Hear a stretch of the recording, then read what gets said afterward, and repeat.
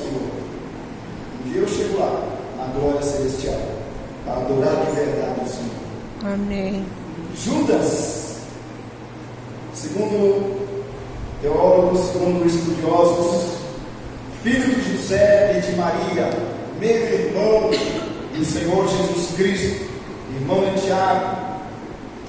Ele é mencionado na genealogia, na família de Jesus, em Mateus capítulo 13, versículo 55, e em Marcos capítulo 6, versículo 3, é mencionado entre os irmãos de Jesus, filhos de José e de Maria.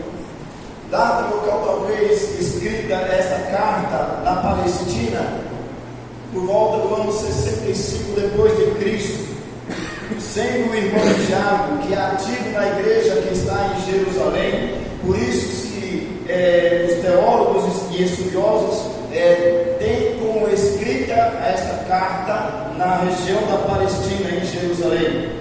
Os destinatários, ele não destina a um povo, um lugar específico, mas cristãos judeus espalhados por todo o mundo, ou como ele diz nos versos primeiros, aos chamados, amados de Deus Pai e guardados por Jesus Cristo. Então é para quem ele está designando esta carta, para que ela seja lida aonde quer que haja um grupo de irmãos.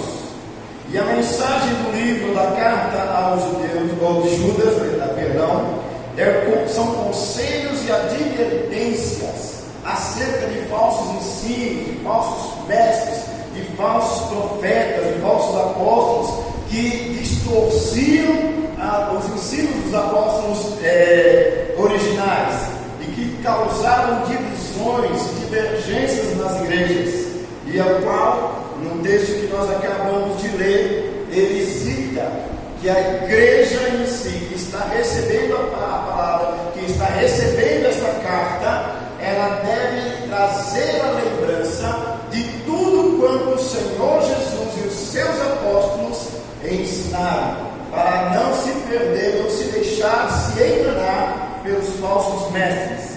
E esses falsos mestres, eles se infiltravam na igreja e tentavam ganhar confiança e conquistar carismaticamente os irmãos, para que eles tivessem a oportunidade de tomar a palavra, de ensinar, de trazer ensinos, e distorciam as palavras do verdadeiro evangelho.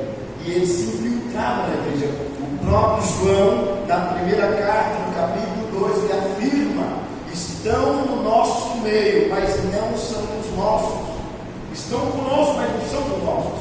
Então, a palavra de Deus, ela precisa ser estudada, examinada e trazida à lembrança constantemente, de acordo com os seus ensinos sagrados.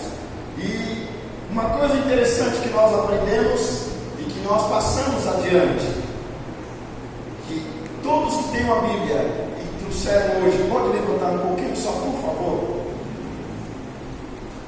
Este livro é o único livro que você leva para casa e o autor dele vai junto. Este livro é o único livro que você leva para sua casa, que você tem ele na sua casa e o autor dele está junto. Amém? Que é o Espírito Santo de Deus.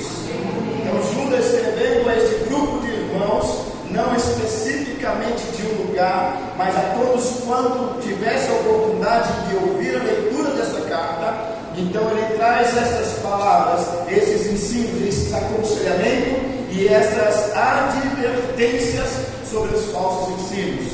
E ele cita isso que os apóstolos já haviam advertido, né? E lembrem-se das palavras que foram ditas ou preditas pelos apóstolos do Senhor Jesus Cristo. Os apóstolos haviam advertido a geração vindoura a respeito dos apóstatas, daqueles que negam a fé, ou que se distanciam da fé, ou geram uma nova crença dentro das palavras que não compreendem, ou não buscam o entendimento ou discernimento. Então aqueles apóstolos da fé.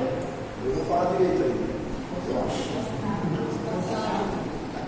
Apostataram, não apóstolo, tá? Você vai. Professor, me ensina, por favor. A gente erra muito isso. Então, daqueles que apostataram da fé, mas estavam inseridos ou infiltrados nas igrejas. Então, o apóstolo já advertiu os apóstolos. Nós encontramos a advertência do apóstolo Paulo em Atos dos Apóstolos, capítulo 20, versículos 38 ao 28 ao 31, quando ele diz que, olha, fiquem atentos, vigiem, porque virão como lobos salteadores no meio de vós, tentando arrastar no meio de vós, como um lobo arrasta as ovelhas. 1 Timóteo capítulo 4, versículo 1 e 2, Paulo adverte que nos últimos tempos, ou nos últimos dias, apareceriam pessoas que serão amantes de si mesmos, que negam a fé, cujo ouvido não mais consegue ouvir ou receber a sã doutrina, são rebeldes, maldizentes, são desobedientes a pais, a líderes, enfim. 2 Timóteo capítulo 3, versículo de 1 a 15, Paulo novamente refere sobre essa questão dos falsos profetas, falsos mestres. Pedro também, na sua segunda carta, no capítulo 2, versículo de 1 a 4, também adverte a igreja sobre os falsos profetas, falsos mestres, falsos ensinadores. 1 João capítulo 2, versículo 18 e 2 João capítulo 1, versículo 7 ao 11, também eles, como se houvesse, ou alguns estudiosos, alguns teólogos, eles defendem a tese de que houve uma reunião, uma assembleia em Jerusalém, e foi levado o assunto de que nas igrejas espalhadas por onde havia os missionários ou os apóstolos haviam levado a mensagem e fundado igrejas, estavam sendo inseridos no meio destas homens com esses intentos de trazer ensinos errados ou de distorcer os ensinos do Evangelho. Então, por isso nós encontramos referências de Paulo, de Pedro e de João e também de Judas, que falam e referem sobre essa mesma questão de falsos mestres, de falsos profetas inseridos ou infiltrados na igreja. E nós louvamos ao Senhor, porque nós estamos passando por um período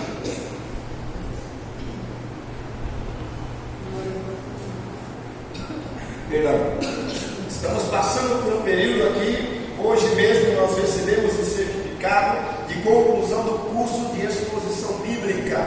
Então nós estamos passando por um período de esclarecimento da palavra, de estudo da palavra, de uma motivação para que nós não deixemos de lado as palavras de Deus, para que nós não coloquemos na estante ao chegar em casa depois do culto e deixamos ela empoeirada durante 7 dias para no próximo domingo apenas tirar da estante para trazer para a igreja.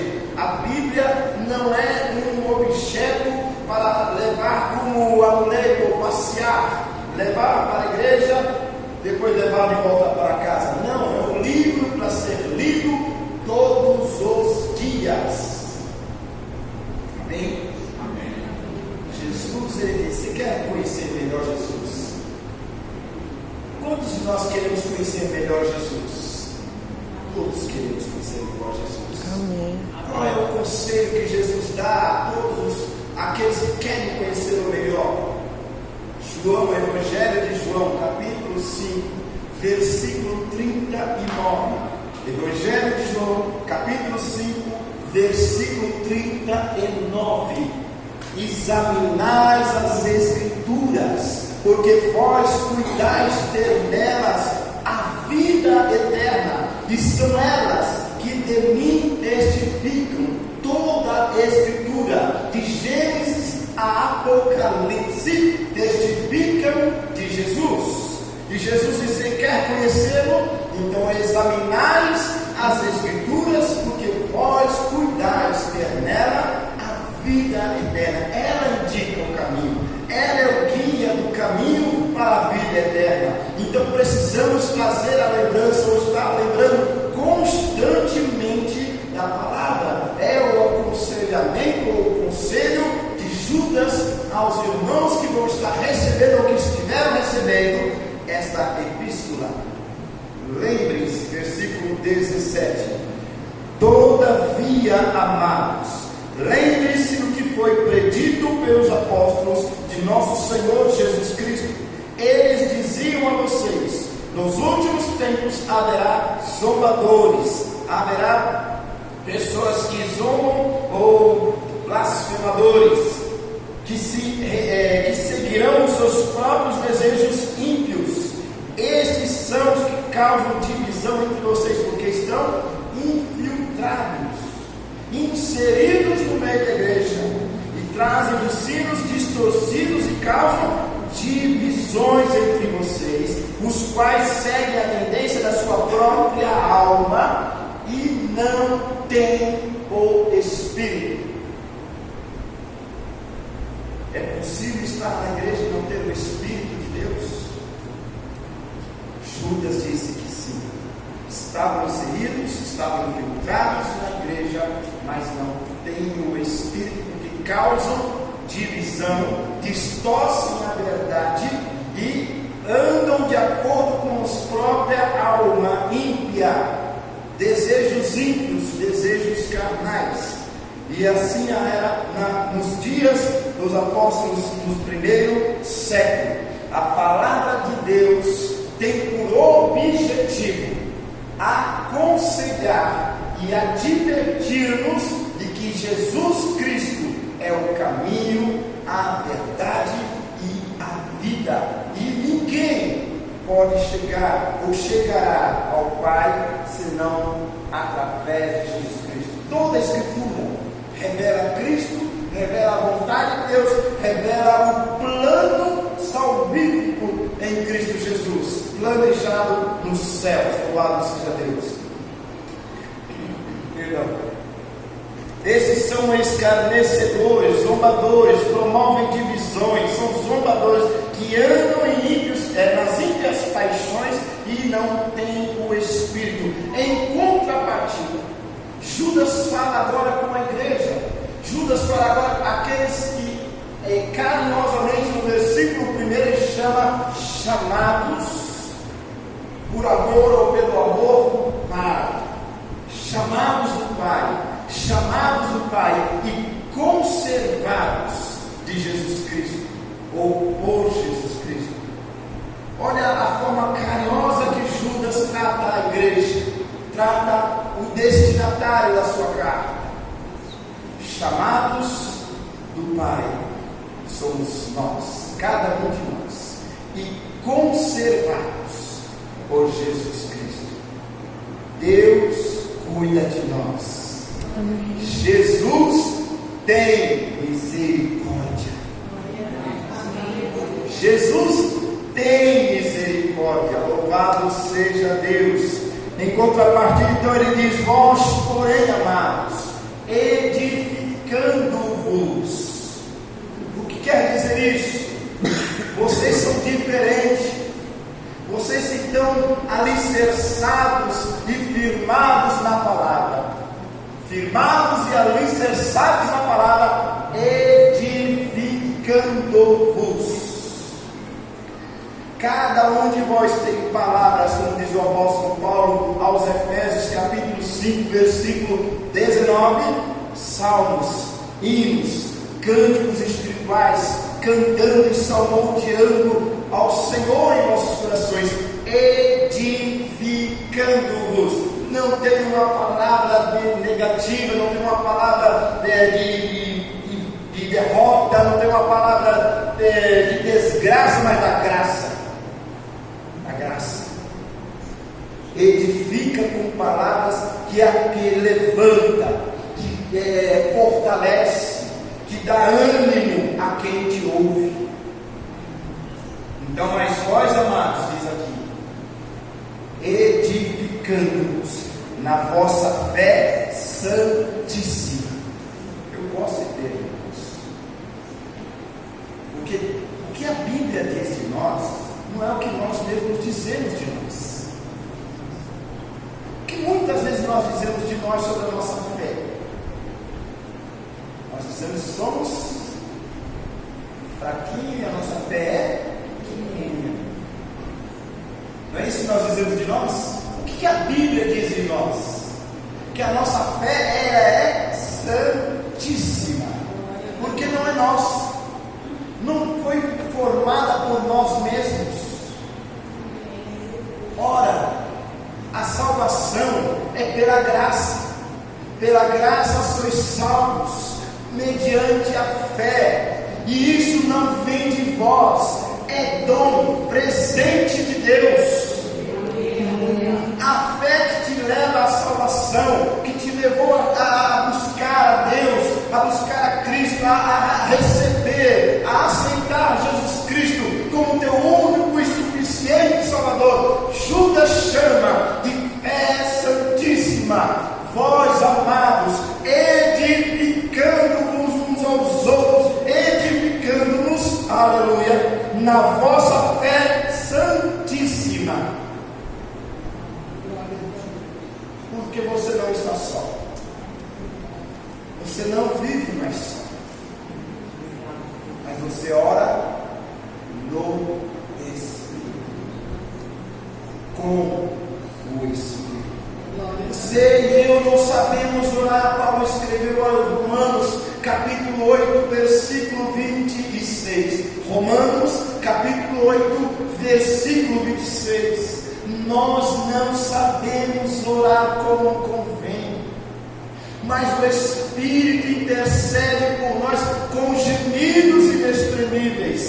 Aleluia. Edificando uns aos outros é ter palavra de ânimo, palavra de fortalecimento, de aconselhamento, e não o irmão está na beirada do precipício, pronto para cair, longe do amor de Cristo. Você não tem a paz, mãos para empurrar, mas para segurar e puxar para de volta, acima da rocha que é Jesus. Amém. Edificar significa trazer de volta, levar uma palavra de aconselhamento, de fortalecimento, de ânimo, porque você não é forte, mas você tem uma fé verdadeira, santíssima, quer dizer, separado por Deus.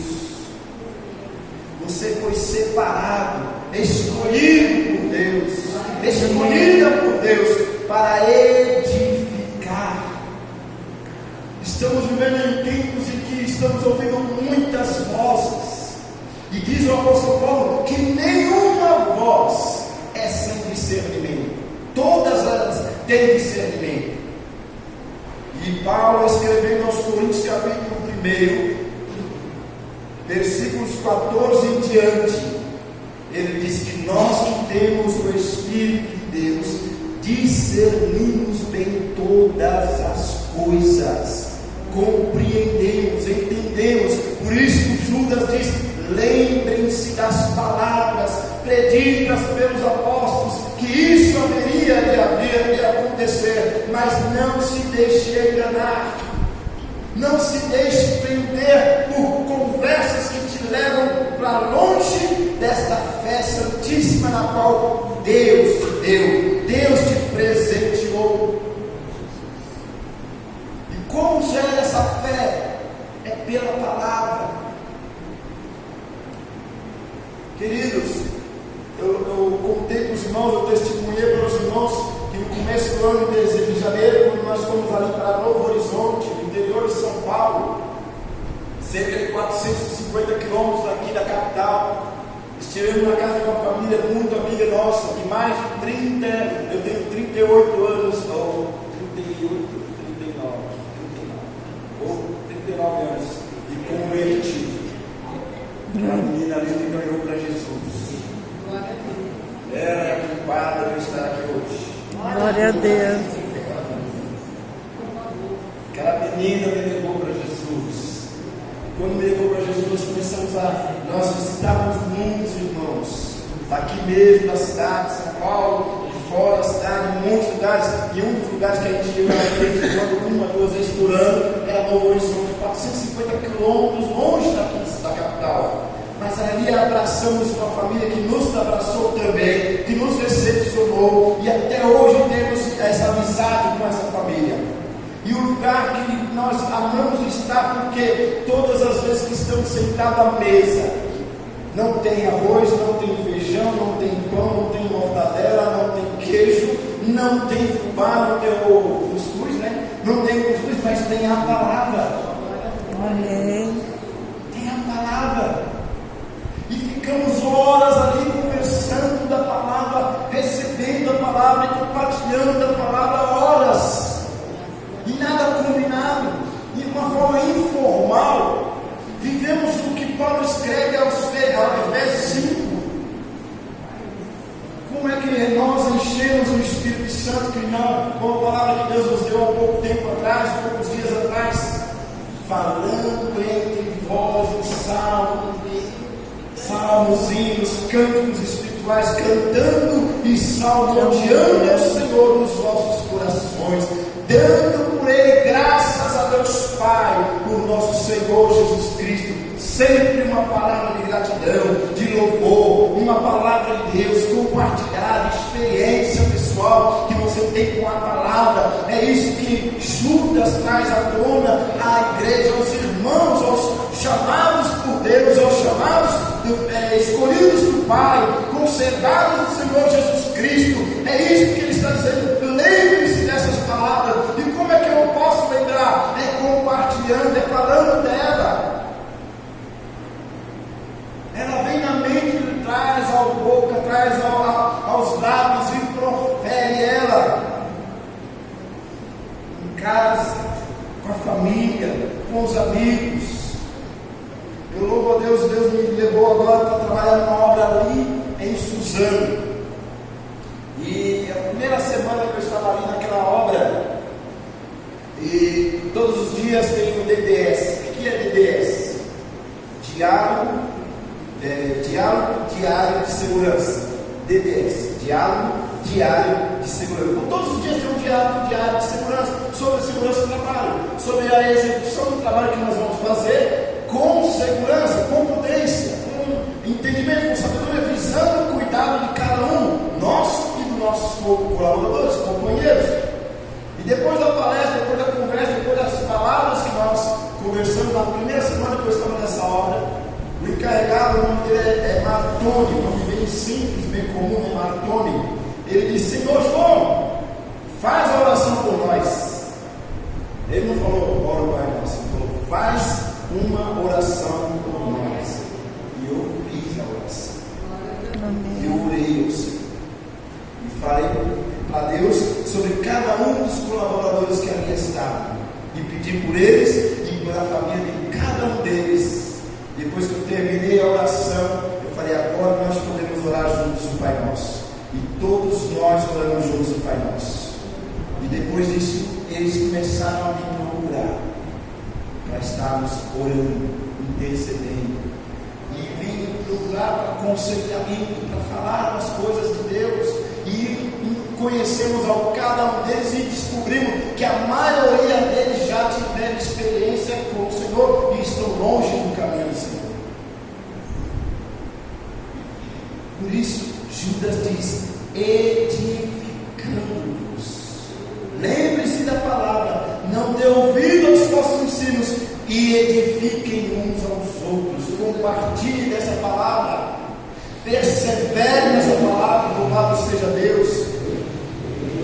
E não somente isso, ele ainda diz mais: orando no Espírito Santo, guardai-vos no amor de Deus. Guardai-vos no amor de Deus, esperando a misericórdia do nosso Senhor Jesus Cristo para a vida eterna. Guardai-vos no amor de Deus, ou firmai-vos, ou estejais guardados ou escondidos, refugiados, ou dentro da redoma que é o amor de Deus, firmados neste amor. Aleluia. Eu amo essa palavra.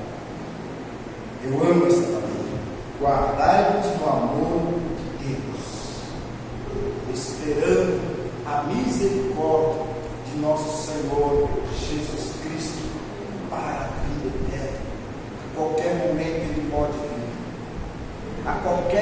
instante ele pode vir. Mas enquanto não vem, guardai-vos no amor de Deus. Uma vez guardado no seu amor, o que eu devo fazer com o amor de Deus que está em mim? O que tenho que fazer com o amor de Deus que está na minha vida? Compartilhar, porque o início do versículo diz: edificando-vos. Guardai-vos no amor de Deus. Então compartilha deste amor. Seja guardado pelo amor. E quando diz guardado, está sendo protegido pelo seu amor.